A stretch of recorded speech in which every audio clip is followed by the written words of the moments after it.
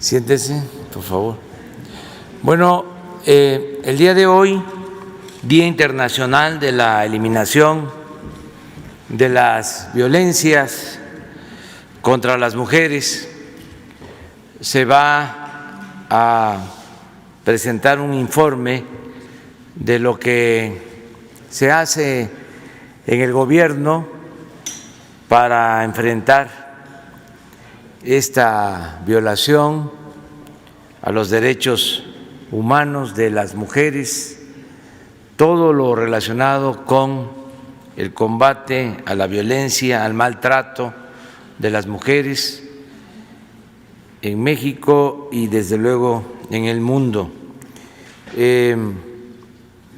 Vamos también a presentar un informe sobre las lamentables muertes, los asesinatos de periodistas y también todo lo que se ha venido llevando a cabo desde que llegamos al gobierno para encontrar a personas desaparecidas.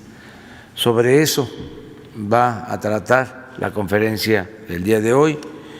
Le vamos a dar la palabra, en primer lugar, a la doctora, licenciada, doctora en Derecho, Olga Sánchez Cordero, secretaria de Gobernación, y posteriormente va a intervenir Alejandro Encinas y Carla Quintana Osuna, que es titular de la Comisión Nacional de Búsqueda. Ese es el programa para el día de hoy. Me da mucho gusto que nos acompañen las secretarias de el gabinete del Gobierno federal que están aquí con nosotros. Empezamos. Muchas gracias, señor presidente. Muy buenos días a todas y a todos. Muchas gracias a mis compañeras de gabinete, a la representante de ONU Mujeres, a todas ustedes por estar aquí acompañándonos el día de hoy, a la jefa de gobierno que también está aquí con nosotros. Muchas gracias, Gemma, gracias a todas. Señor presidente, con su permiso, hoy nos sumamos a la conmemoración del Día Internacional de la Eliminación de las Violencias contra las Mujeres. Esta es una fecha emblemática para los movimientos de las mujeres en todo el mundo.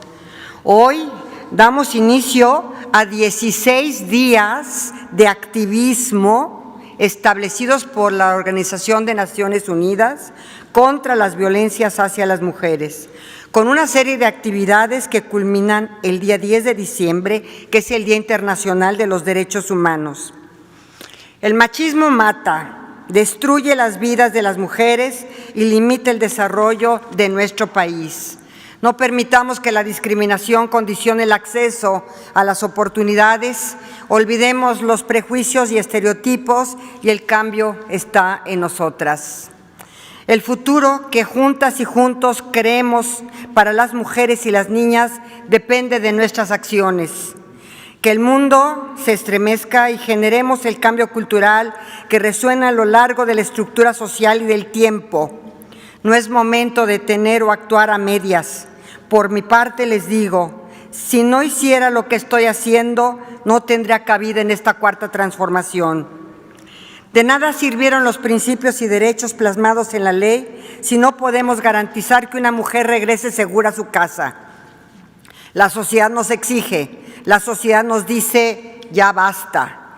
Y como Gobierno de México nos sabemos obligados a evitar la reproducción de un sistema cultural machista, patriarcal. Dejamos alternativas para la paz desde las capacidades que tenemos y actuemos desde el poder personal y colectivo, aportando, exigiendo, colaborando, con firmeza y flexibilidad, pasión y empatía, inteligencia y tenacidad para defender los derechos de todas. Esta administración pasará a la historia como una administración comprometida con la igualdad. Aquí hay una muestra de ello. Todos y todas formamos parte de este proyecto y no dejaremos a nadie atrás ni a nadie afuera. Reconocemos que la prevención y atención de las violencias contra las mujeres y las niñas son un gran reto, porque están en todas partes, en los hogares, en los centros de trabajo y en nuestra convivencia diaria. Por eso, trabajamos para cerrar las brechas de desigualdad e impedir que la cultura del abuso del poder siga vigente en nuestras dinámicas personales, familiares y colectivas. Por eso es momento de decir basta. Basta de feminicidios, basta de violencia política contra las mujeres por razón de género, basta de las agresiones cotidianas y basta las desapariciones y abuso sexual de niñas y mujeres y digamos sí a la igualdad. Reconocemos que todas y todos tenemos los mismos derechos y al feminismo como una forma de vida y de actuar a favor de los derechos y de la igualdad. Nuevamente les reitero, la cuarta transformación es feminista. De acuerdo con los datos del INEGI, durante la última década, las mujeres en México han sufrido diversas violaciones que dan clara idea de un fenómeno estructural que debemos atender ya y que estamos atendiendo. 6 de cada 10 mujeres han vivido algún tipo de violencia. 8 de cada 10 mujeres sienten temor de ser agredidas física o verbalmente al transitar por las calles. 8 de cada 10. Cada día, 32 niñas entre 10 y 14 años se convierten en madres, por supuesto. Son víctimas de violencia. En el ámbito escolar, 1 de cada 4 mujeres ha sufrido violencia, observándose mayor prevalencia de la violencia sexual. La actual pandemia nos ha enseñado que aún en situaciones de crisis, la violencia no para y tiende a aumentar. Cada año en México son asesinadas aproximadamente 3,800 mujeres, niñas y adolescentes. Los datos nos demuestran que innegablemente México está enfrentando un importante problema de violencia contra las mujeres y las niñas. La actual pandemia nos ha demostrado que la violencia contra las mujeres y las niñas es un asunto de alta prioridad.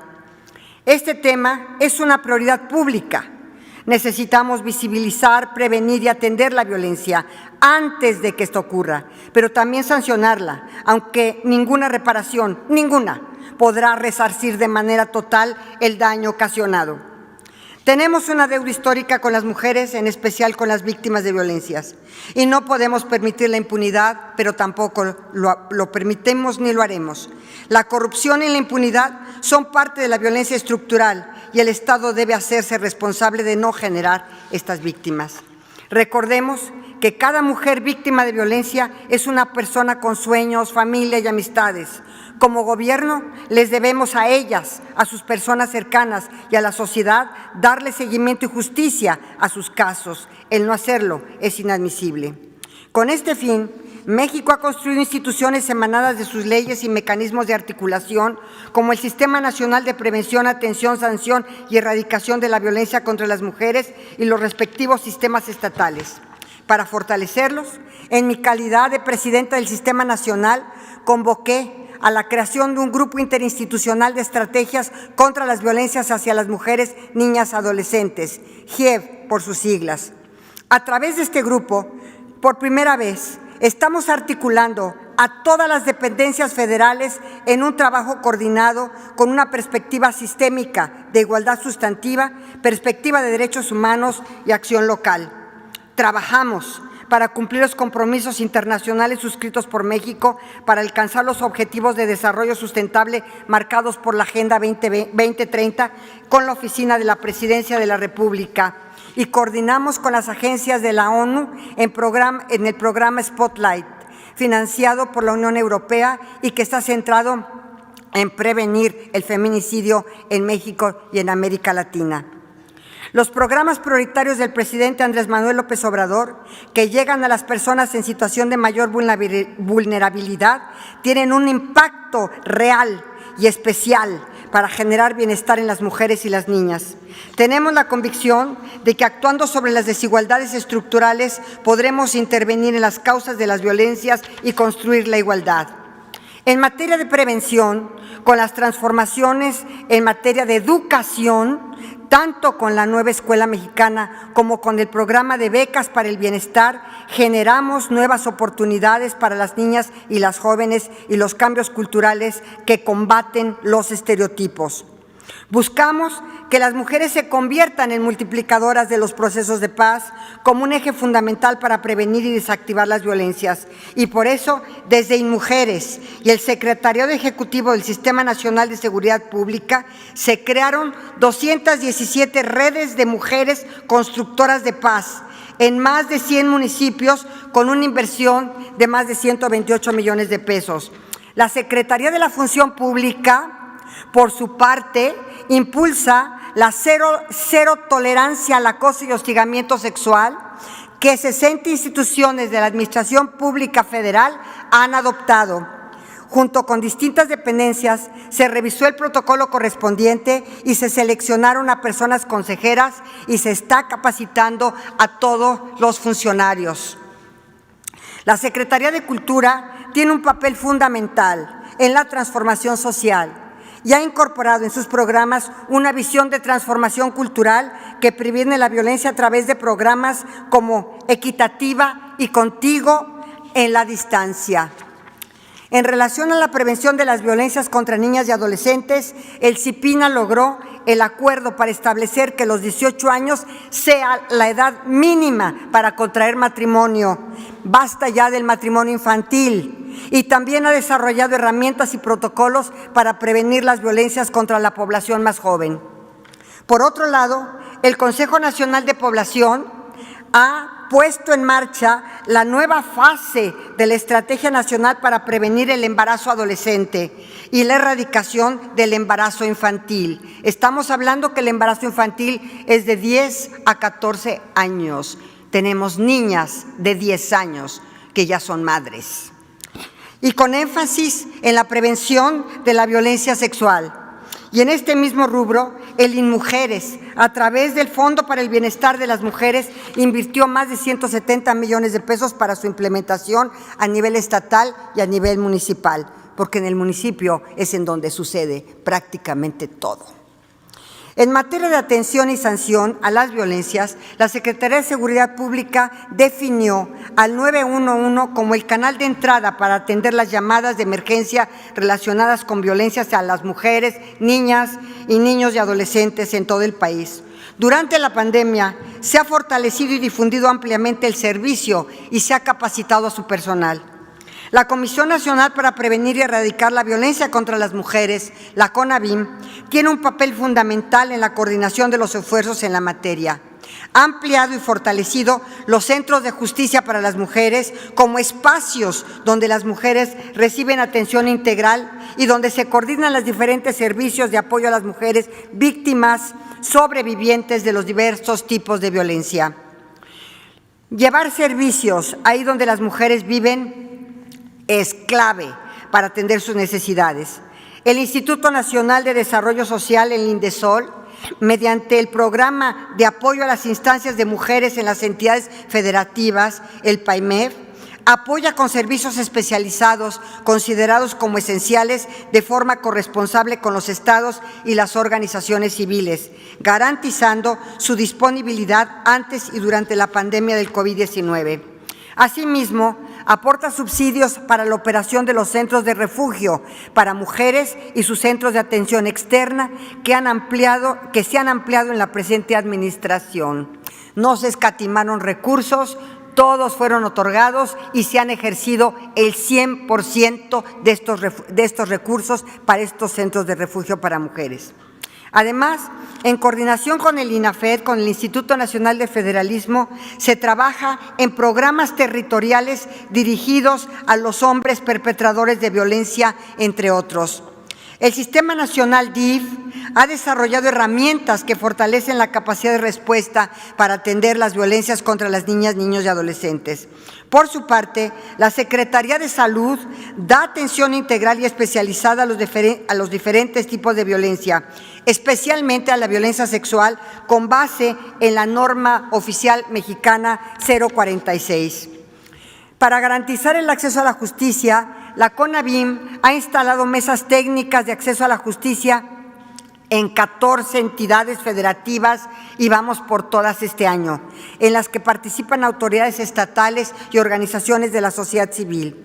Por su parte, la Unidad de Apoyo al Sistema de Justicia, en colaboración con las Fiscalías Generales y Tribunales Superiores de Justicia, revisa y da seguimiento a procesos jurídicos relacionados, entre otros, con casos de violencias contra las mujeres. La Secretaría de Seguridad y Protección Ciudadana, a través del programa Misión, Género, Paz y Seguridad, trabaja en la especialización de las policías para su actuación en casos de violencia contra las mujeres. Se han estado capacitando a muchísimos cuerpos de policía con perspectiva de género y con esta especialización para su actuación en los casos de violencia contra las mujeres. La Guardia Nacional, a través de la División Científica, desarrolla actividades de prevención y de investigación como el programa Internet Seguro para Todas y Todos y con su operativo Ciberguardián, al igual que ciberinvestigaciones en materia de trata de personas, de feminicidios, pornografía infantil y difusión de las alertas Amber. La Guardia Nacional ha sido un gran aliado en todas estas investigaciones cibernéticas. Para fortalecer el trabajo de coordinación a nivel estatal, desde el INMujeres estamos impulsando la inclusión en las mesas de construcción de paz y seguridad, una agenda estratégica para la prevención, atención y sanción de las violencias contra las mujeres y la violencia feminicida, con la que también construimos nuevos acuerdos y acciones para la reducción del rezago en el acceso de justicia. Anteriormente, los institutos de las mujeres no estaban presentes en estas mesas de seguridad y en estas mesas de construcción de paz. Hoy, los institutos de la mujer en todos los estados de la República tienen un lugar en estas mesas para que entiendan lo que es la perspectiva de género y las violencias en contra de las mujeres. A nivel municipal, el INDESOL promueve el establecimiento de las coordinaciones municipales que son convocadas por las presidencias municipales y la CIMEF, para promover una respuesta pronta e integral, analizar y propiciar mecanismos efectivos de referencia y contrarreferencia y analizar los casos que requieran atención colegiada. Esto es a nivel municipal. Y en materia de medición de resultados, el INEGI colabora en la construcción de un sistema de evaluación y desarrollo de indicadores de impacto, mientras que el INMujeres coordina la obtención y análisis de estadísticas en la materia, lo que permitirá tener mayor precisión para orientar la política nacional, focalizar acciones y mejorar la respuesta del Estado mexicano en la implementación de la política y de las leyes vigentes. Estas son solo algunas de las acciones realizadas de manera conjunta y coordinada que nos permiten acortar las brechas de impunidad y avanzar en la implementación de las leyes para dar respuesta a las mujeres, generando los cambios que la realidad nos exige. El Gobierno de México reconoce que la política nacional en esta materia es una política de Estado que requiere de una perspectiva sistémica que se centre en beneficiar directamente a las poblaciones más vulnerables a través de los servicios locales, accesibles, suficientes, efectivos y eficientes, con calidad y calidez. Requiere de modelos de prevención, atención y sanción homologados que recuperen las mejores prácticas que permitan medir su impacto y promover mayor eficacia en el gasto público. Las demandas legítimas de los movimientos feministas y de las mujeres, independientemente de las expresiones en que se manifiestan, hacen un llamado para que las instituciones seamos parte activa para garantizar la seguridad, integridad y vida sin violencia para las mujeres. Aquí también quiero felicitar a la jefa de gobierno aquí presente por todas las acciones del informe que dio el domingo pasado sobre lo que está sucediendo en la Ciudad de México en relación precisamente con estas mesas de justicia, las abogadas que atienden a las mujeres y todas las acciones en las que se dio cuenta el domingo pasado. Ciertamente, todas y todos somos responsables para prevenir violencias y tenemos el poder de frenarlas y de propiciar el cambio cultural que se necesita desde los hogares, desde las comunidades, hasta las instituciones del Estado. Todos los órdenes de gobierno, todos los poderes de la Unión, debemos dar el ejemplo de cero tolerancia a las violencias contra las mujeres, contra la corrupción, contra la impunidad. Es nuestra obligación dar respuesta a las mujeres que se atrevieron a buscar ayuda. El Gobierno de México asume con tenacidad la responsabilidad para mejorar las condiciones de vida de las mujeres que están en mayor vulnerabilidad y trabaja para garantizar todos y cada uno de sus derechos. Trabajamos con empeño en construir la paz. En la Cuarta Transformación tenemos el compromiso de construir una sociedad en la cual las violencias contra las mujeres y las niñas sean parte del pasado. Está en manos de todas y todos nosotros hacer que el sueño de vivir una vida libre de violencia sea en nuestro país una realidad. Muchas gracias, señor presidente.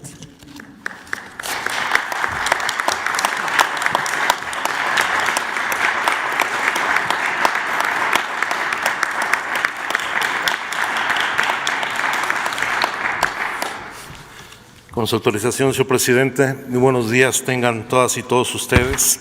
Vamos a dar cuenta de la situación que guardan las actividades vinculadas con la búsqueda e identificación de personas desaparecidas y no localizadas en nuestro país. Queremos primero dar cuenta, en la primera lámina, de lo que ha sido el comportamiento histórico de las denuncias por desaparición forzada en el país del año 2006 a la fecha.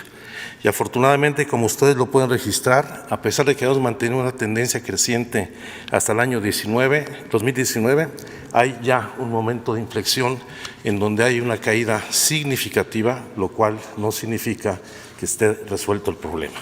Esto lo vemos con mayor nitidez en la siguiente gráfica, que es el comparativo del mismo periodo enero-octubre de 2019-2020, donde desde el mes de marzo, que se marca el punto de inflexión, hay una caída del 21.6% en las denuncias por desaparición de personas en el país, y esperemos que esta tendencia se mantenga en los próximos meses. Creo que ese es de los avances más significativos.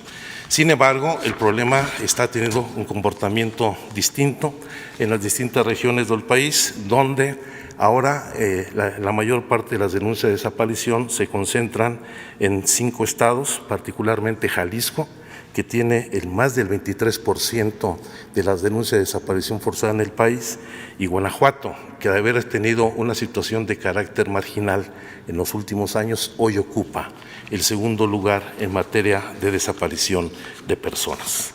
En este sentido, aquí ustedes tienen el dato, tanto el análisis histórico desde 1964 a la fecha, donde tenemos registradas 194.849 personas reportadas como desaparecidas, de las cuales 79.506 personas se mantienen como tales en la situación de desaparición, y afortunadamente más de 115.000 personas, más del 59% de las personas que históricamente tenía el registro que data de 1964 han sido localizadas.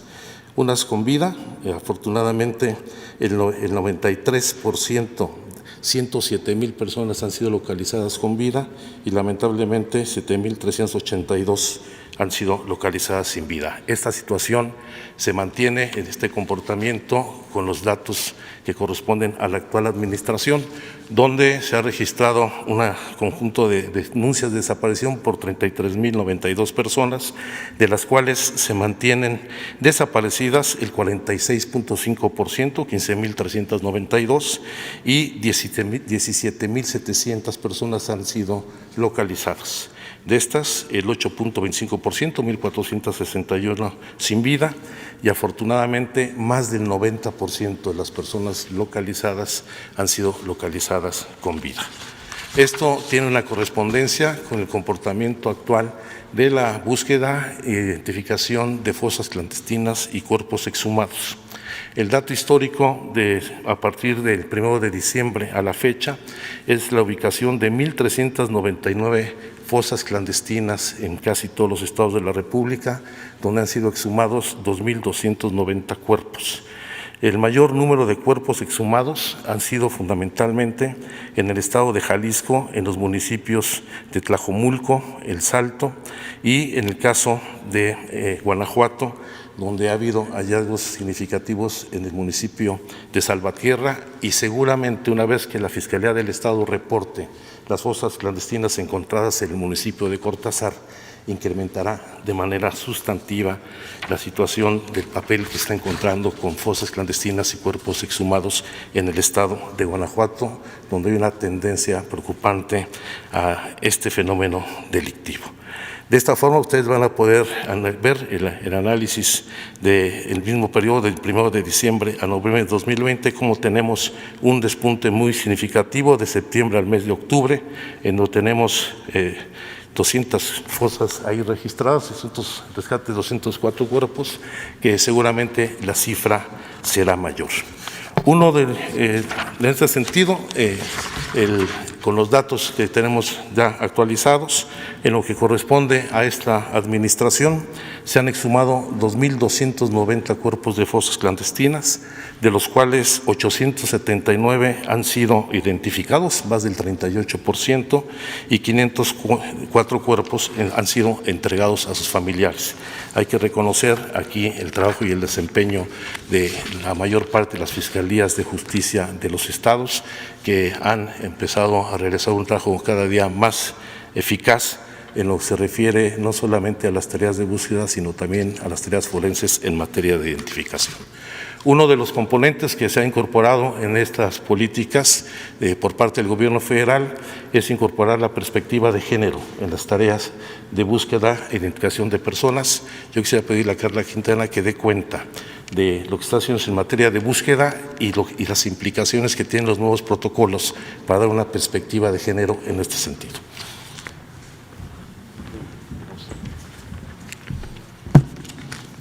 Buenos días. La siguiente, por favor. Desde la Comisión Nacional de Búsqueda, en el año, desde el 1 de enero hasta el día de ayer, la Comisión Nacional de Búsqueda ha realizado 630 jornadas de búsqueda en los estados, en 26 entidades federativas, como ahí se muestran, principalmente en Guerrero, Veracruz, Tamaulipas, Coahuila, Guanajuato y Sinaloa. La siguiente, por favor.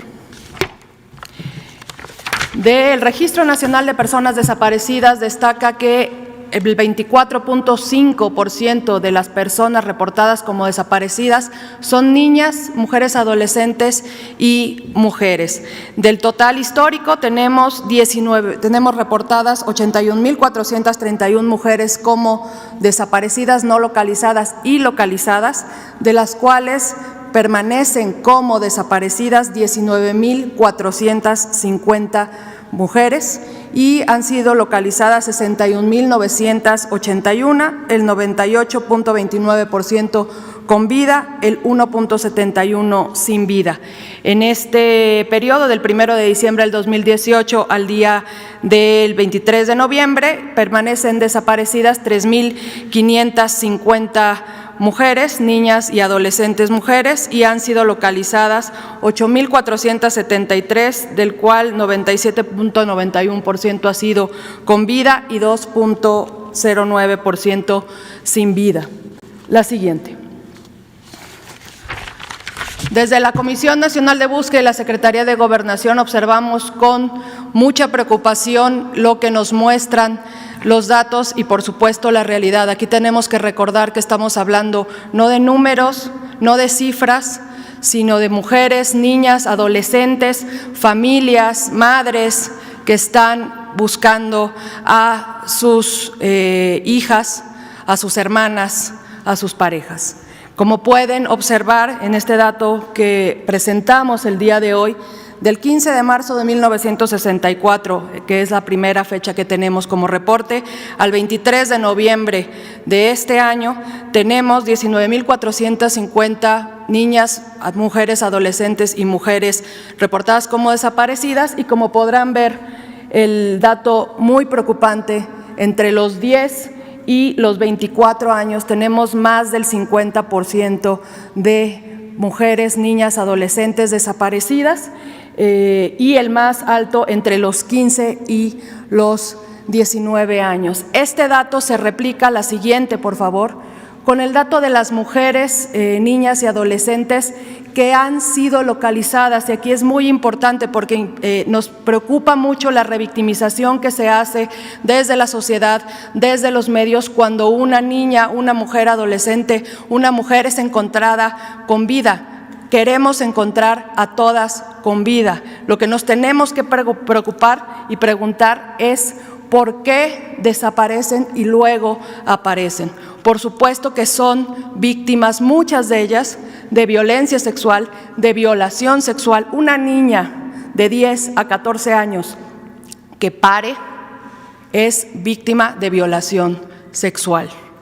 Una niña, una adolescente que sale de su casa y la encontramos días después, muy probablemente está huyendo de violencias familiares. También, por supuesto, que todos estos datos de las mujeres están reportadas como desaparecidas. La hipótesis principal es la trata de personas.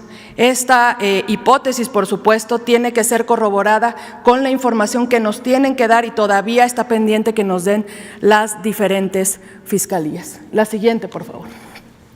Por esta razón, desde la Comisión Nacional de Búsqueda de la Secretaría de Gobernación, impulsamos dentro del protocolo homologado de búsqueda un capítulo específico, diferenciado para la búsqueda de las niñas, adolescentes y mujeres desaparecidas. Así como toda muerte violenta de mujer tiene que ser investigada como una hipótesis de feminicidio, también toda desaparición de niña, adolescente y mujer tiene que ser investigada y abierta una hipótesis de búsqueda, que su desaparición sea por razón de diferentes tipos de violencias: violencia sexual, violencia familiar, violación sexual, aquí hay que diferenciar la violencia y la violación sexual, trata de personas y, por supuesto, el feminicidio. Sabemos, porque la realidad así nos las muestra, que muchas víctimas de desaparición son primero víctimas de desaparición y posteriormente, lamentablemente, sabemos que fueron víctimas de feminicidio.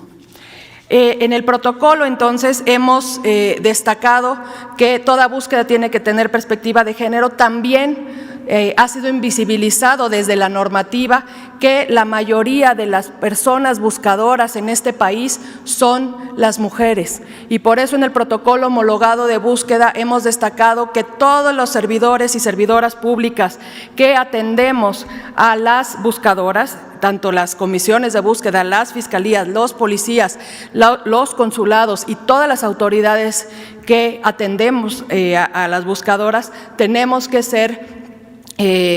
tener perspectiva de género y tenemos que ser capacitadas para ellos. Finalmente, todas las buscadoras se han enfrentado a un sistema de justicia que es, por supuesto, patriarcal.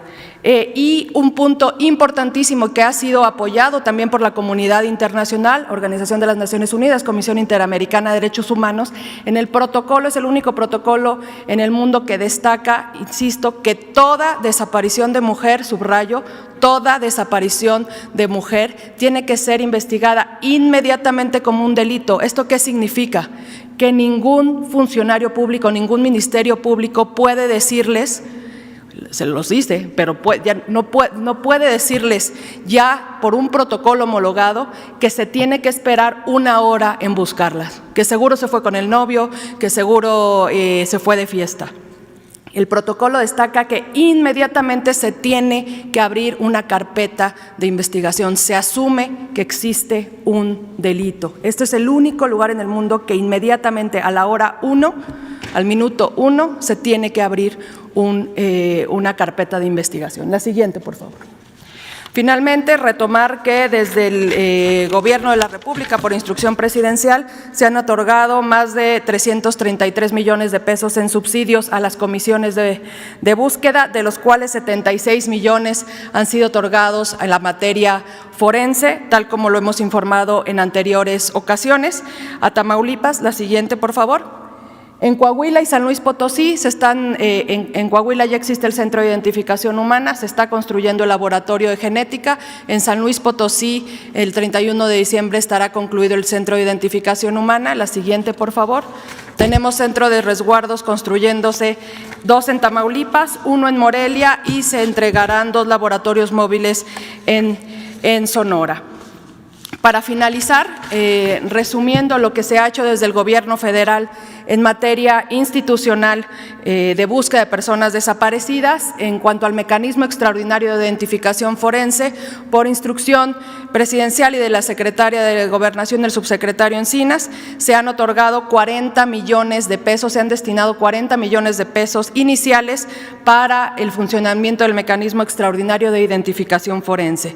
Se ha reconocido la competencia del Comité de Naciones Unidas contra las Desapariciones Forzadas para conocer de peticiones individuales, se ha aprobado el protocolo homologado de búsqueda, insistimos, con un enfoque diferenciado y con el derecho de toda persona, reconociendo el derecho de toda persona a ser buscada. El Registro Nacional de Personas Desaparecidas, al cual nos referimos constantemente, es el único en el mundo que se actualiza en tiempo real.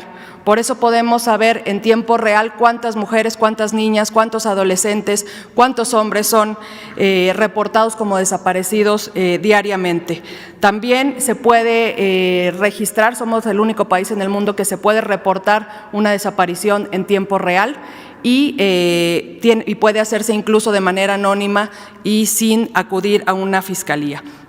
Y finalmente, señor presidente, este año se estará presentando a las familias, a la sociedad civil, un borrador de protocolo de búsqueda de niños, niñas y adolescentes, tal como lo obliga la Ley General en materia de desaparición, para que se abra el proceso participativo con las familias, tal como se hizo este año con el protocolo homologado de búsqueda, y en próximos días estaremos presentando al Poder Legislativo diversas propuestas de reformas legislativas para dar mayores atribuciones a las comisiones de búsqueda y para mejorar el sistema forense en nuestro país, señor presidente.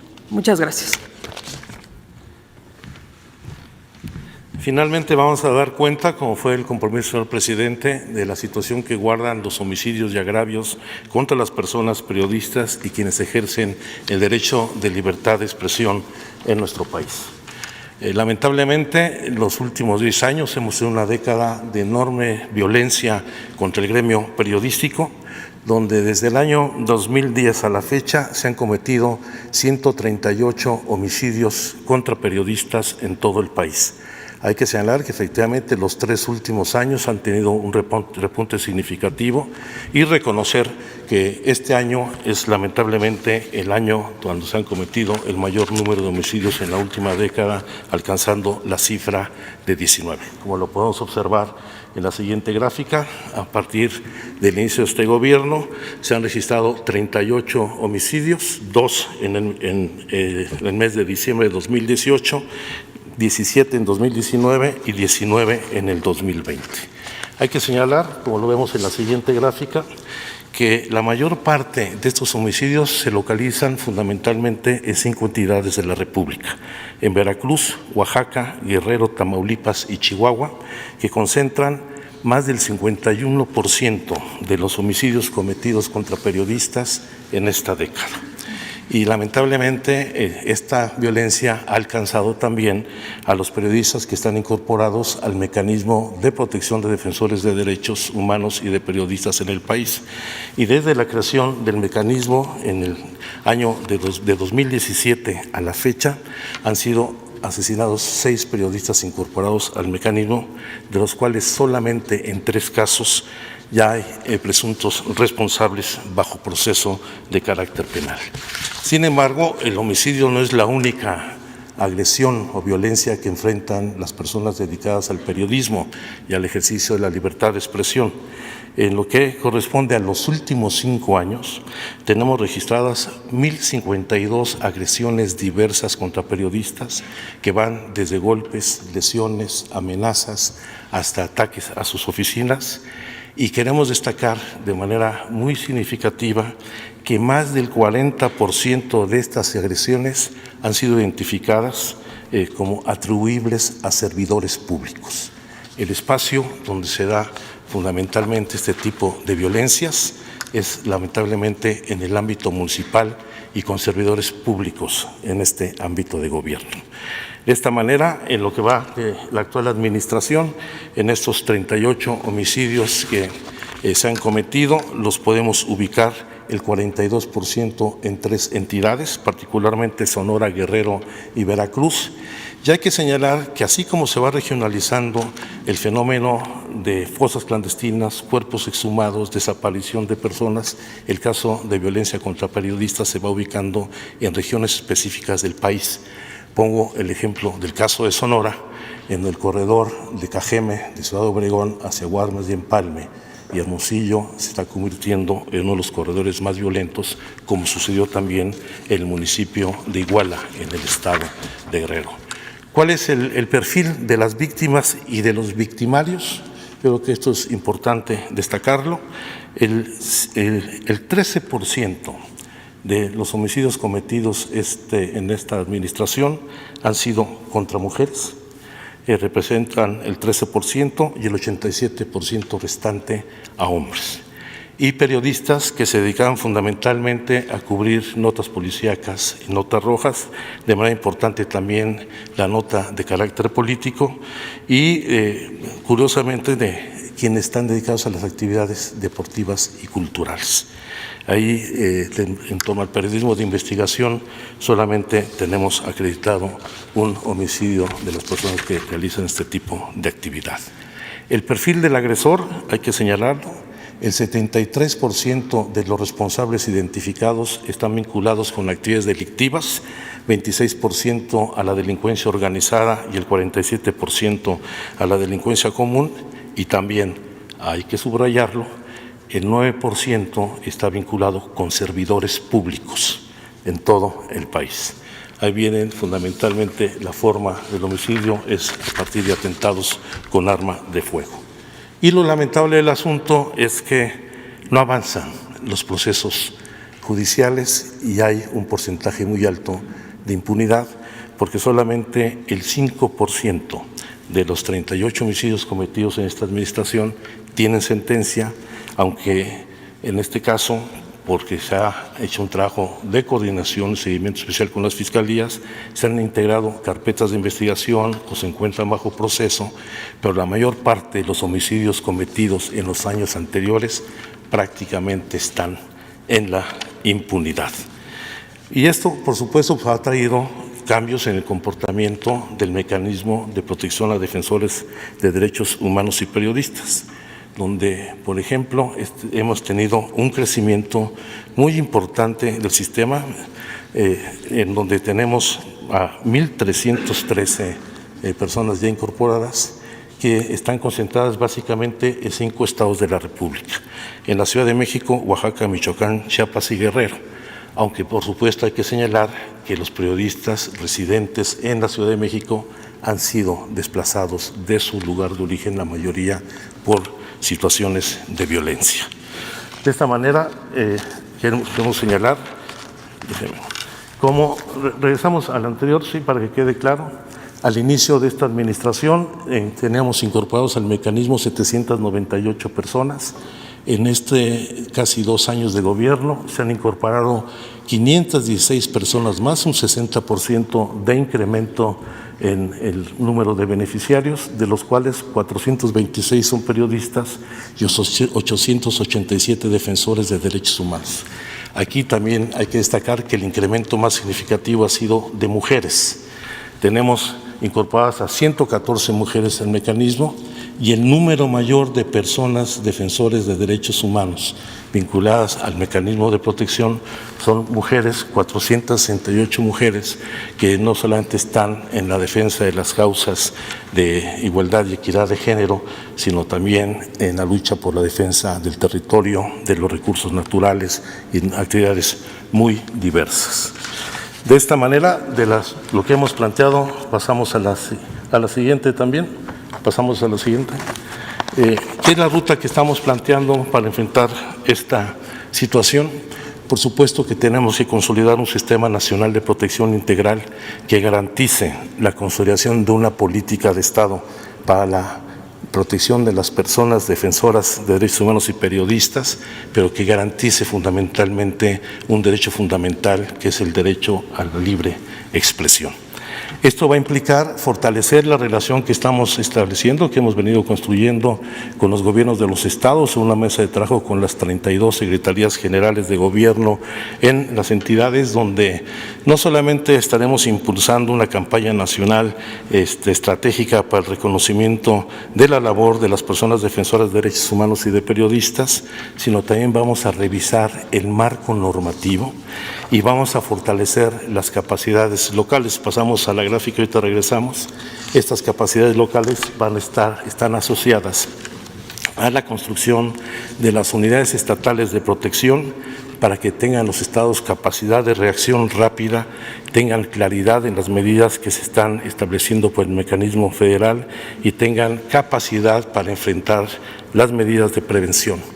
Esto requiere fortalecer los mecanismos locales especializados para la atención de periodistas en cada estado y en los municipios, porque esta es una labor que tiene que hacerse extensiva a los municipios, estableciendo enlaces de atención y enlaces externos para poder tener una comunicación fluida tanto con los periodistas como con las personas defensoras de derechos humanos. Regresamos al anterior. Esto va a implicar establecer algunos programas y medidas estratégicas fundamentales. Ya tenemos experiencias como las que se ha hecho en Chihuahua, pero también las que hemos venido construyendo recientemente a raíz de planteamientos que se han hecho aquí en esta conferencia de prensa con la mesa de trabajo que se hizo en el municipio de Iguala, en Guerrero, y recientemente el acuerdo que se ha establecido con el municipio de Benito Juárez, de Cancún, en Quintana Roo, en donde participa también el gobierno del Estado. Y el reto fundamental, que es que tenemos que impulsar que las fiscalías estatales y la Fiscalía Especializada en Atención de los Delitos contra la Libertad de Expresión cumplan con sus obligaciones en materia de justicia para revertir la impunidad que prevalece lamentablemente en esta situación. Este es el informe que tenemos, señor presidente.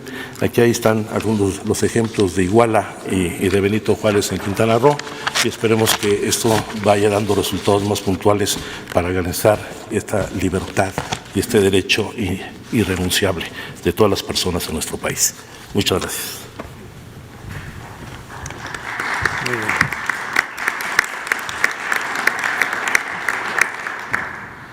Abrimos. Ahora puras mujeres. Gracias, presidente. Buenos días. Dalila Escobar, de Tiempo.tv.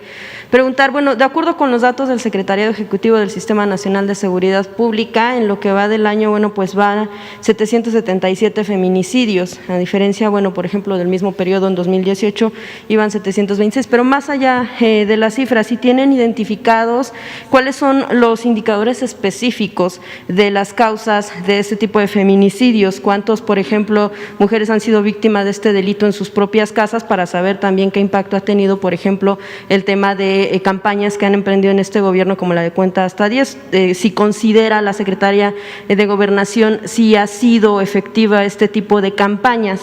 Y bueno, pues también preguntarles qué hay del análisis que pudieron haber hecho en torno a los resultados para saber si este gobierno va a impulsar una fiscalía que únicamente esté dedicada a este tipo, de atender este tipo de delitos, porque es más que claro que no son las mismas causas que los de un homicidio, que no feminicidio, por supuesto. Preguntar primero eso a usted y a la secretaria. Gracias.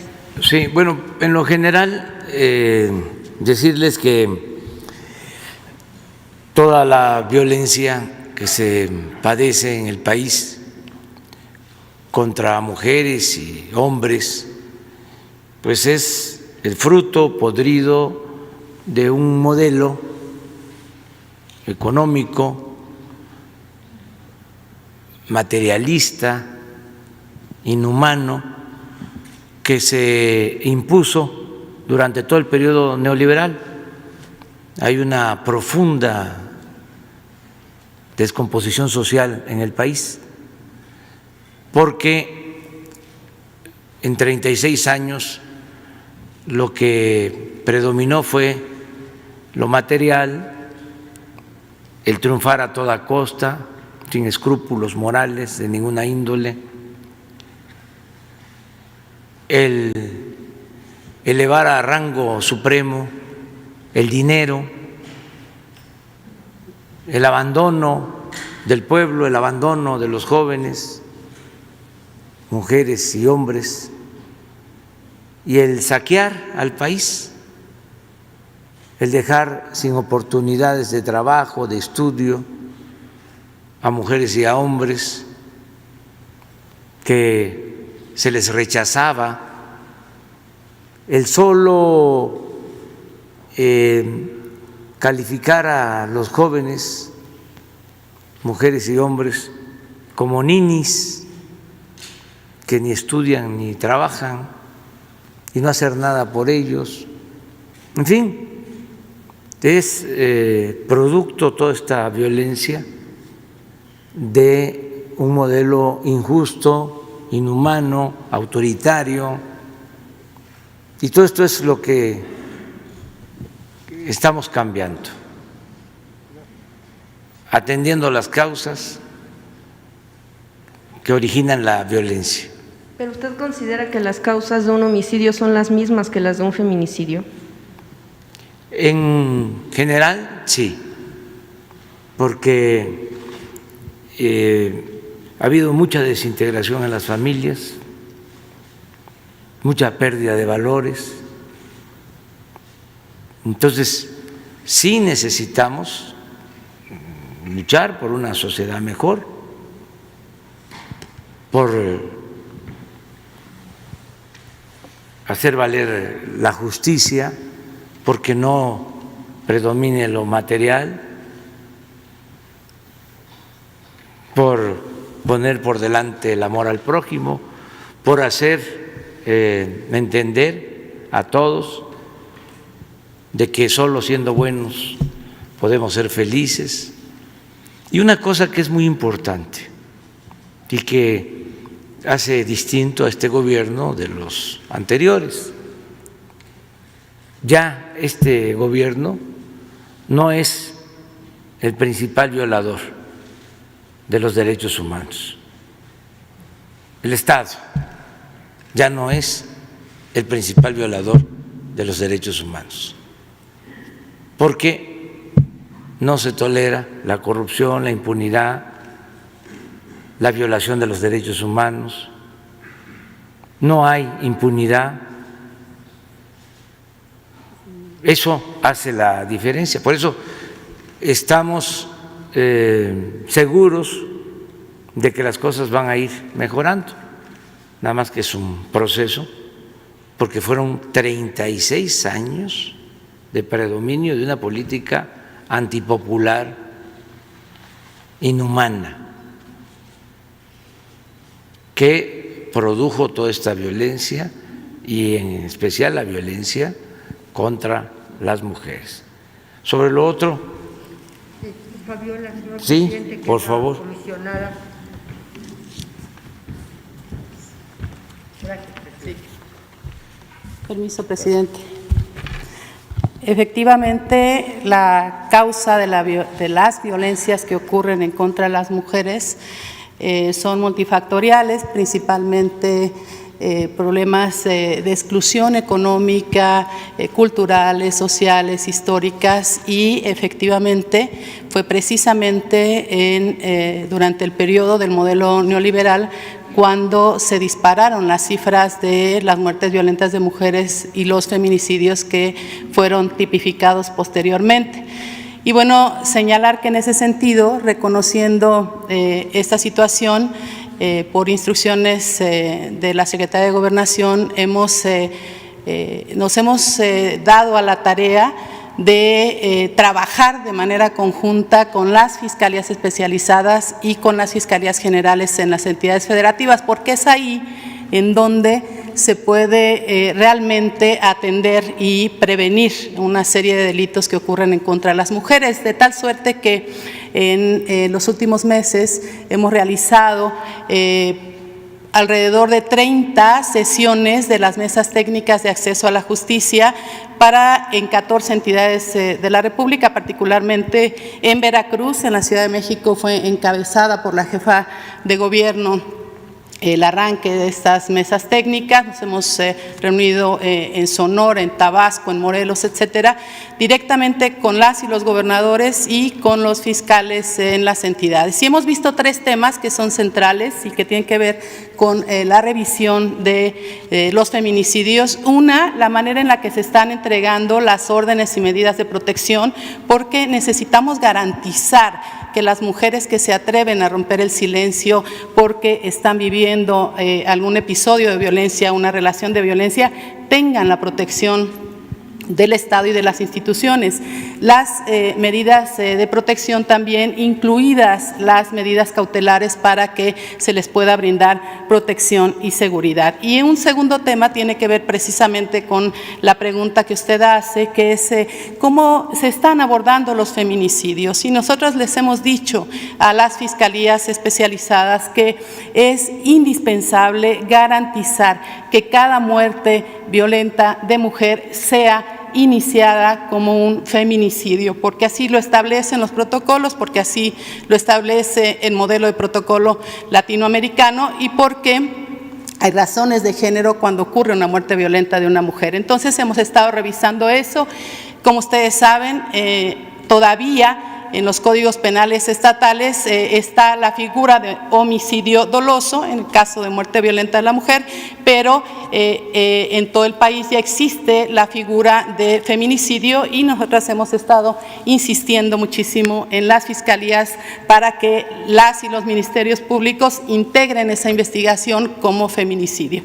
Y un tercer tema, señor presidente, que tiene que ver con la naturaleza, los principios de la cuarta transformación, que tiene que ver con la atención a quienes más lo necesitan, con la atención a las y los excluidos de siempre, con la atención a los más vulnerables, tiene que ver con la identificación de las niñas, niños y adolescentes en orfandad por feminicidio. Esto es algo que no se había visibilizado en otro momento y que nosotros consideramos que es fundamental porque son al final las víctimas indirectas de estos delitos y necesitamos garantizar su protección y garantizar su seguridad. En muchos casos, estas víctimas indirectas están a cargo de las abuelas maternas, pero también hay algunos casos en donde ellos quedan, digamos, su manutención en manos de la familia paterna, que en muchos casos fue la víctima, el victimario de desafortunado feminicidio. Entonces hemos brindado protección y hemos estado trabajando en un protocolo que ya se emitió. Y también decir algo que es fundamental.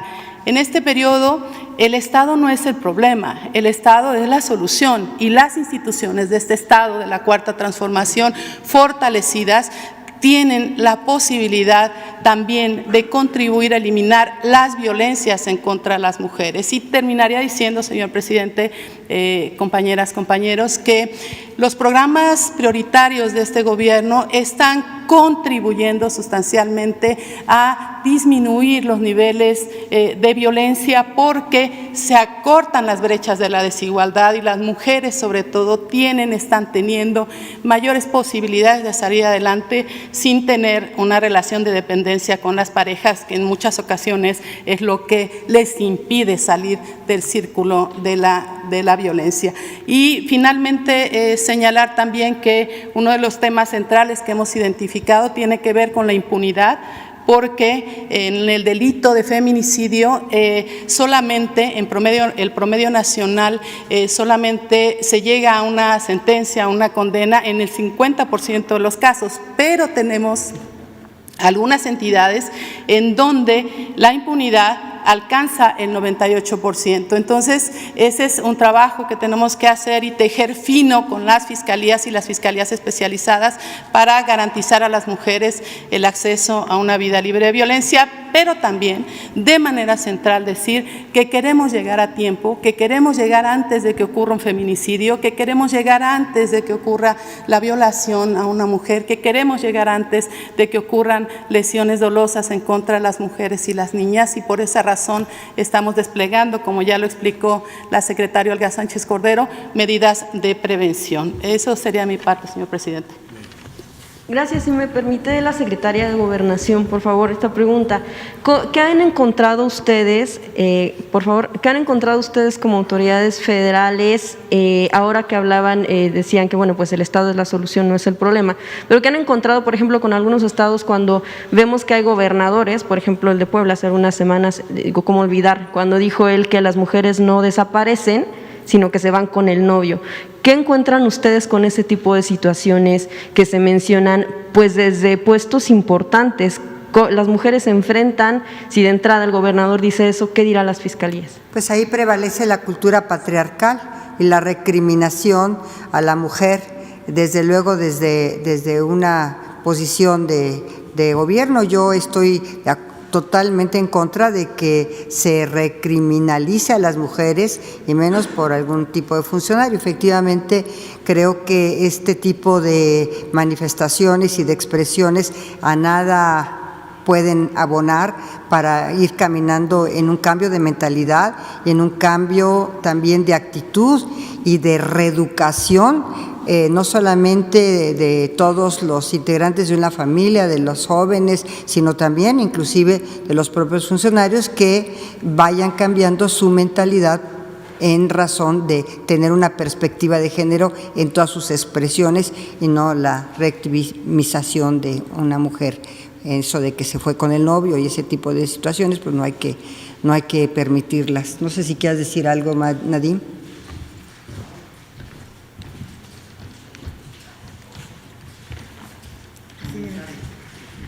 Muchísimas gracias por la pregunta. Buenos días. Realmente parte del trabajo, respondiendo a tu pregunta, es entender mejor el fenómeno de los feminicidios, de las muertes, de los asesinatos violentos de mujeres. Por eso la insistencia y la importancia de que tanto en los protocolos de investigación de desapariciones, y realmente es un avance significativo en términos de procedimiento y también del mensaje que estamos dando a la población, a los funcionarios y a las funcionarias, a los que hacen la investigación, la importancia de identificar estos tipos de violencia como lo que son delitos, ¿no? Y parte del trabajo que también estábamos haciendo es en esta identificación ver cómo el fenómeno del feminicidio también ha ido cambiando a través del tiempo. Hace años, y estamos por lanzar un estudio con ONU Mujeres y el IMujeres, la mayoría de estos delitos se daban en los hogares. Hoy hemos visto que hay un aumento en el número de feminicidios en los lugares públicos. El tema de la disponibilidad de armas de fuego incrementa significativamente el riesgo de las mujeres de sufrir violencia y de sufrir violencia letal. Entonces, parte del trabajo que estamos haciendo en el grupo interinstitucional y con apoyo también de los organismos nacionales e internacionales es entender mejor el fenómeno. Sin embargo, la base del feminicidio y de todos los tipos de violencia son las relaciones desiguales de poder, es el machismo, es esta cultura patriarcal que no reconoce la igualdad entre mujeres y hombres. Ay, presidente, nada más faltó lo de la fiscalía. Gracias. Lo de si estarían pensando que sí hace falta una fiscalía especializada. Sí, no se descarta el hacer todo lo que sea necesario para seguir luchando contra la violencia a las mujeres.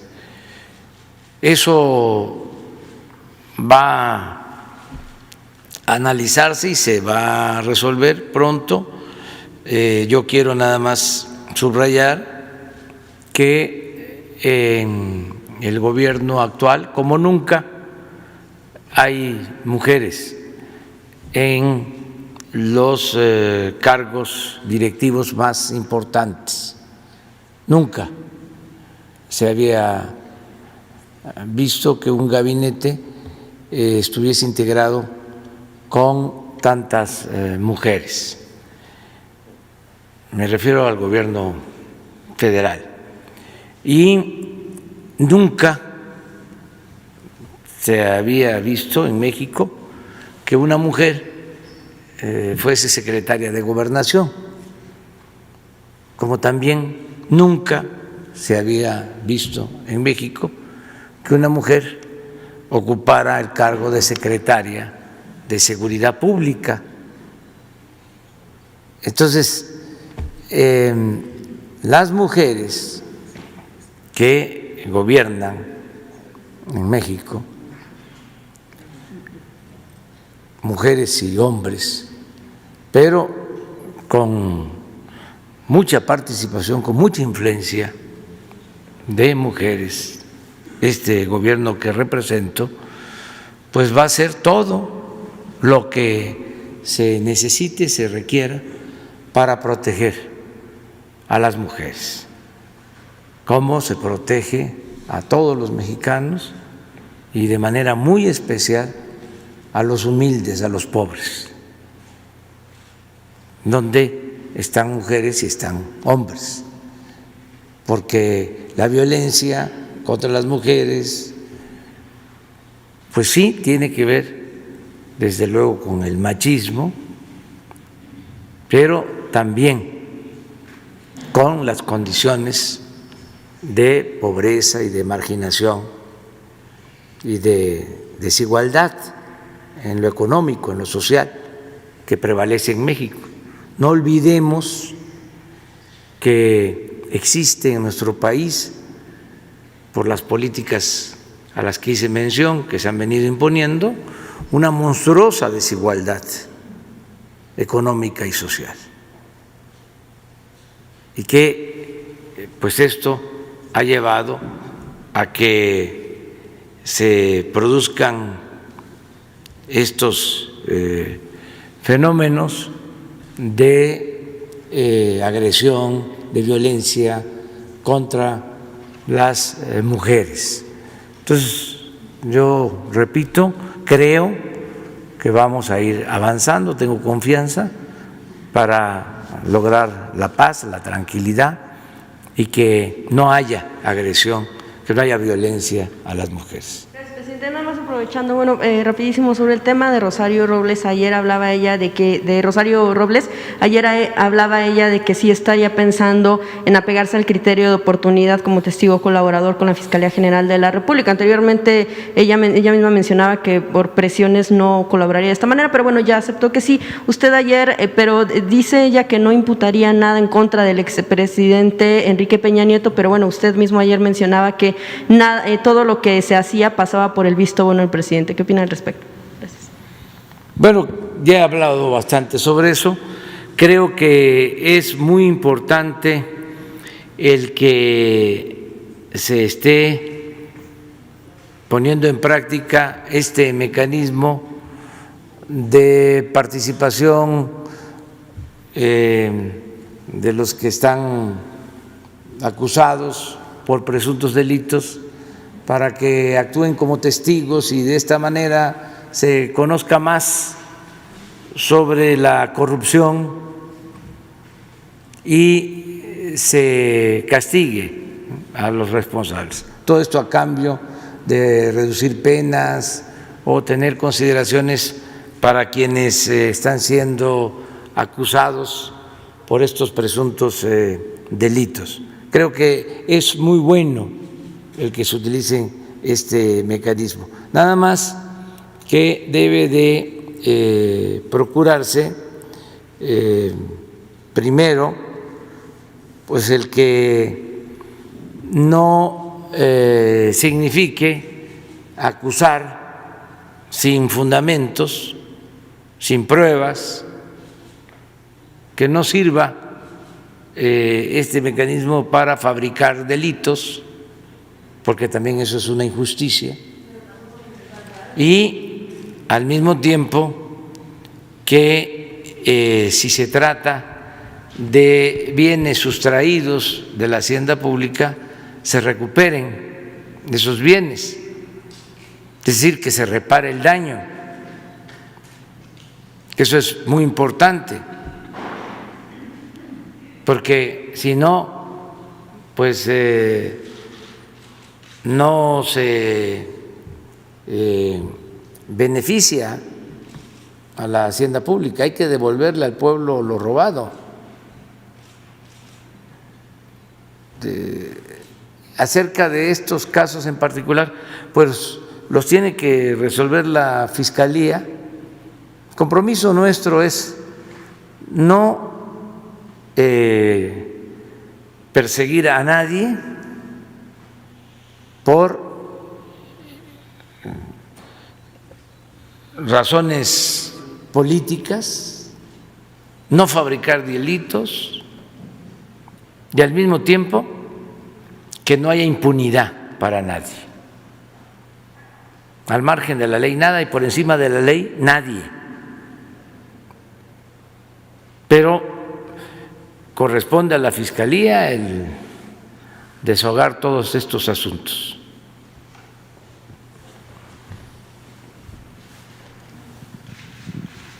¿Las 3? 4.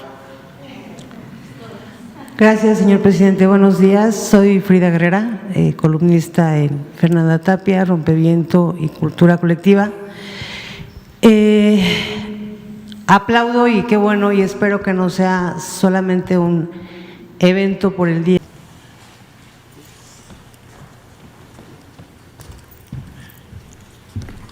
Querida Frida, creo que el señor presidente atendió tu petición desde la vez anterior, en el sentido de que diéramos un informe mensual aquí en la mañanera, y eso es lo que, obviamente este es el primer informe porque apenas hace unas cuantas semanas así lo platicó el presidente y lo dijo aquí en la mañanera, y vamos a seguir informando cada 25 de mes, como lo hacemos en la Secretaría de Gobernación, pero nos va a dar oportunidad el presidente de estar aquí para informar. Y tienes toda la razón, las causas del feminicidio concretamente no son las mismas de un homicidio violento en contra de una mujer por otras razones. Eso es lo que estamos atendiendo todos los días. Ayer me reuní con 10 madres que yo te puedo decir que emocionalmente salí totalmente desgastada de escuchar, solamente de escuchar sus casos que fueron verdaderamente de un dramatismo terrible. Tenemos mesas de justicia en la unidad de fortalecimiento al sistema de justicia, y tenemos también una coordinación entre CONAVIM y mesas de justicia en donde hemos avanzado muchísimo en las fiscalías. Ahí, de las 10 que atendí el día de ayer, las 10 tienen problemas con las fiscalías estatales, las 10. Y las 10 se quejaron del no avance de las fiscalías. Y yo les dije una cosa y se las repito ahorita. La sociedad civil luchó muchísimo por tener fiscalías autónomas, por tener fiscalías que no estuvieran cooptadas por los gobiernos estatales. Y el día de ayer yo les decía, yo tengo una grave preocupación y la comparto. Las fiscalías no les rinden cuentas, como ya son autónomas, no rinden cuentas a nadie, a ninguna instancia de gobierno. Y ese es un tema. Los poderes judiciales tienen un consejo de la judicatura que vigila, disciplina y revisa las actuaciones de los jueces. Sin embargo, en las fiscalías no hay quien tenga ningún tipo, no hay a quienes les rindan cuentas ni tenga una revisión, disciplina y vigilancia sobre las actuaciones. En los 10 casos fueron fiscalías estatales.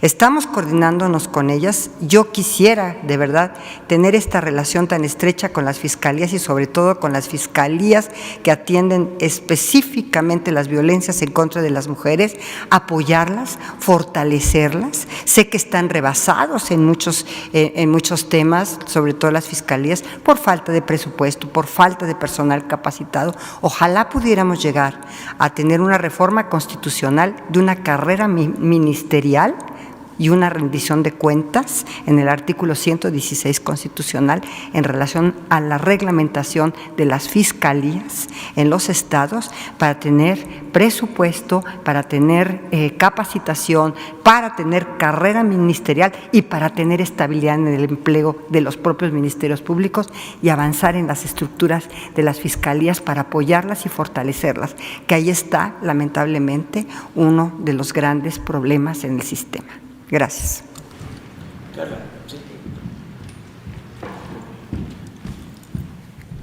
Sí, Frida, coincido completamente contigo.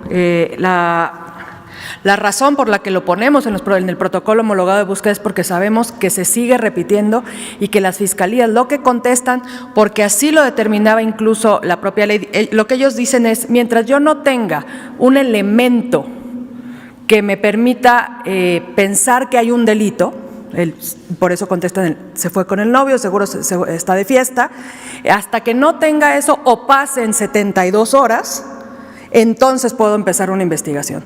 Lo que cambia el protocolo homologado de búsqueda es que los obliga ahora sí legalmente a que, si bien lo siguen diciendo, si bien sigue pasando, lo sabemos perfectamente, ya no pueden legalmente hacerlo y tienen consecuencias jurídicas al hacerlo, ¿no? Inmediatamente en el minuto 1 se entiende que existe un delito con una desaparición de una mujer, así como tendría que ser siempre con los niños, niñas y adolescentes, que sabemos también todas las falencias que hay en eso.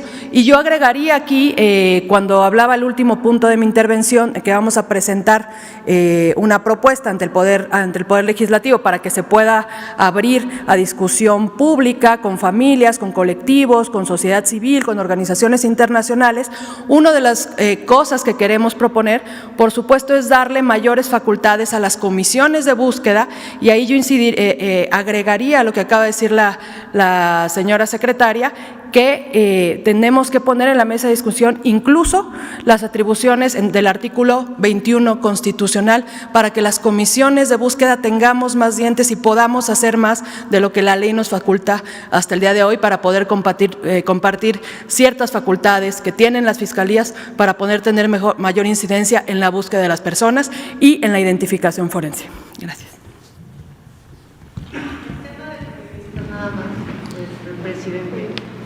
Pues ya se informó.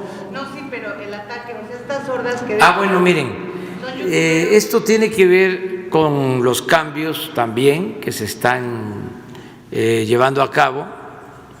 Antes, lo hemos dicho aquí varias veces, solo existía la prensa escrita, la radio, la televisión. Por cierto, los medios muy controlados, muy al servicio del poder, distantes del pueblo. Ahora se está llevando a cabo una comunicación distinta porque se tienen las redes sociales, surgió el Internet. Y cada persona es un medio de comunicación, cada ciudadano. Eso es bueno. Nosotros que padecimos en la oposición el cerco informativo, como ya no puedo usar la palabra, pero los que se sentían dueños de México, tenían el control de los medios y se silenciaba todo. Podían reprimir, hacer lo que quisieran, como pasaba. Por ejemplo, la desaparición de los jóvenes de Ayotzinapa, pues no se le dio en los medios, ¿sí?, el seguimiento, no hubo las denuncias suficientes. Y así otros casos, 2, 3 medios de comunicación, todos los demás alineados. O sea, surge este nuevo fenómeno de comunicación que permite ahora a todos expresarnos a todos. Ya no hay intocables. Tú representas un medio en donde creo que hay una directora. ¿Cómo se llama tu medio? Yo escribo para Fernanda Tapia, Rompeviento. No es. Pero hay una conductora que ayer me vetó, que me censuró. Sí, que dice, no vuelvo. Pero no pasa nada. No pasa nada. Como ahora hay más libertad, pues todos estamos expuestos. A veces molesta, ¿no? En la casa, Beatriz es a veces objeto de cuestionamientos en las redes fuertes, se meten con Jesús y ya saben ustedes, las mamás, y bueno, pero tenemos todos que irnos acostumbrando a esta nueva realidad. Desde luego debemos de procurar ser respetuosos, ¿sí?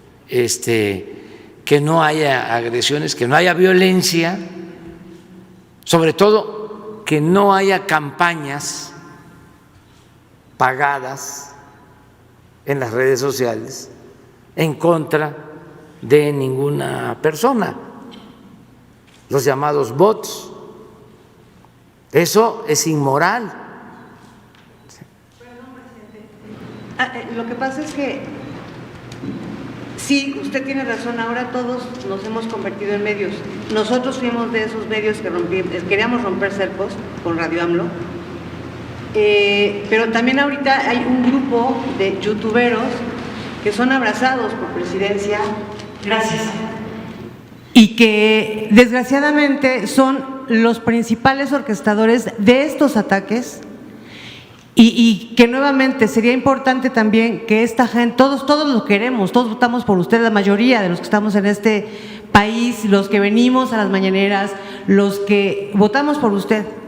Y no por el hecho de que hayamos votado por usted, implica que no también digamos los errores que hay. Y ese es justamente lo diferente y maravilloso de este gobierno que no teníamos antes, esta democracia, este ejercicio de libertad.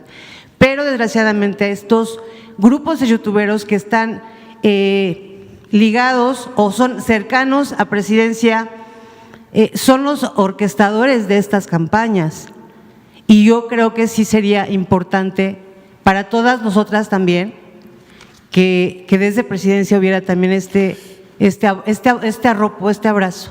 Yo haría tres observaciones. Primero, que nosotros no tenemos ningún grupo, o sea, de comunicadores.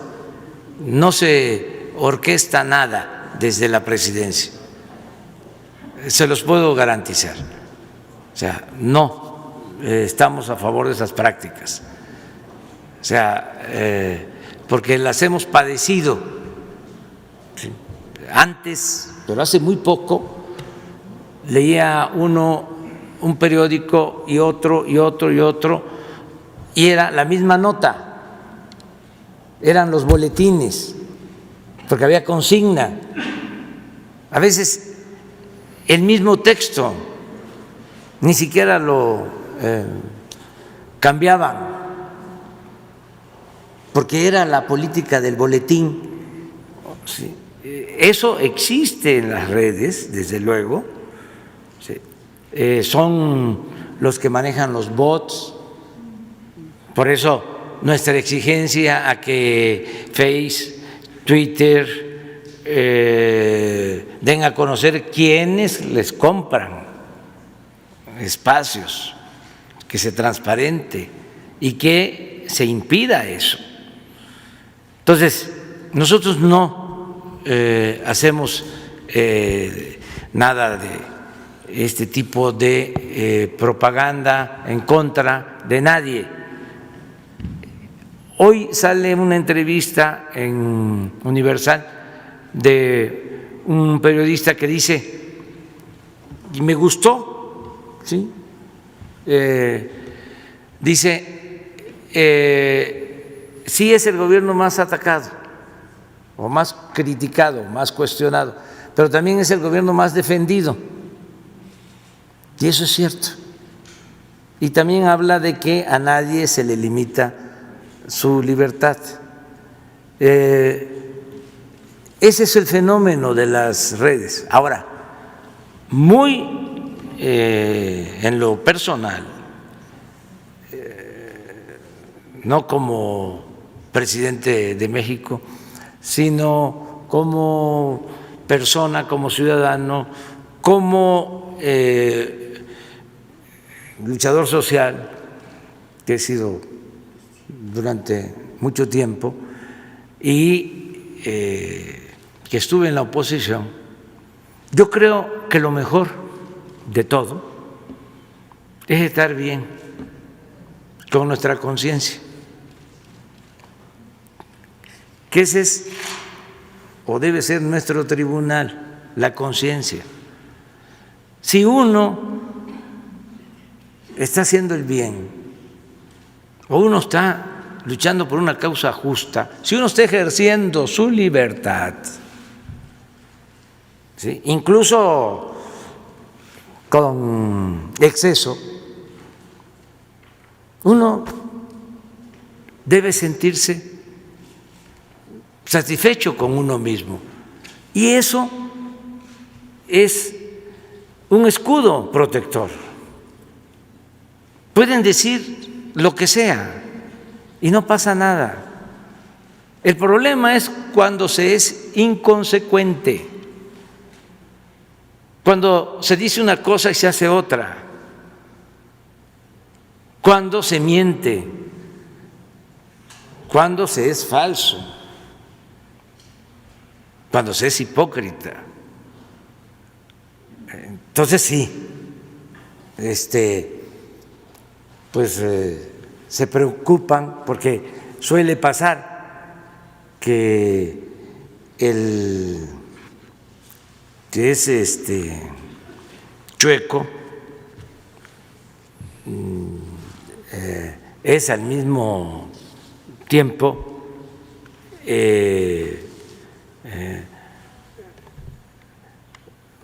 miedoso. Entonces nada más les gusta, ¿sí?, estar cuestionando, criticando. Entonces cuando a ellos los cuestionan y los critican se sienten muy mal, ¿sí? Entonces lo mejor es pues estar bien con nuestra conciencia. Es una recomendación personal. Ese es el tribunal.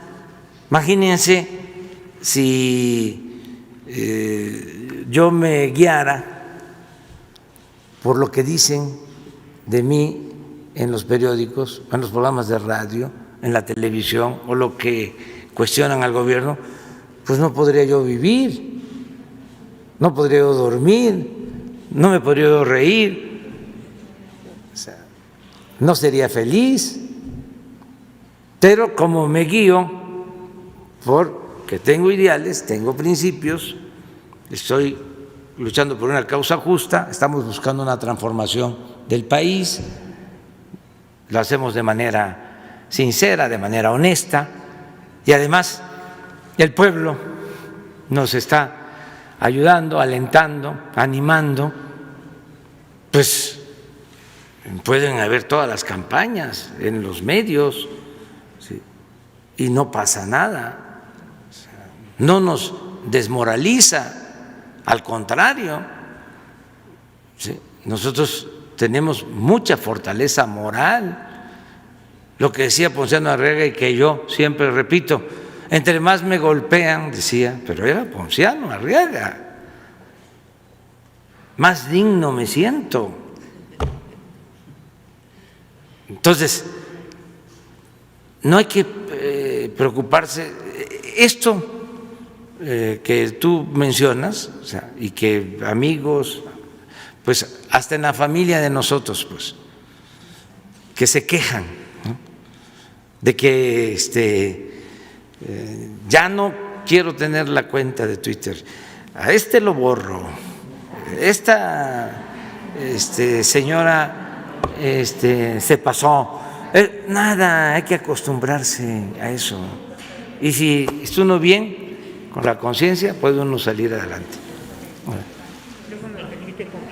Sí.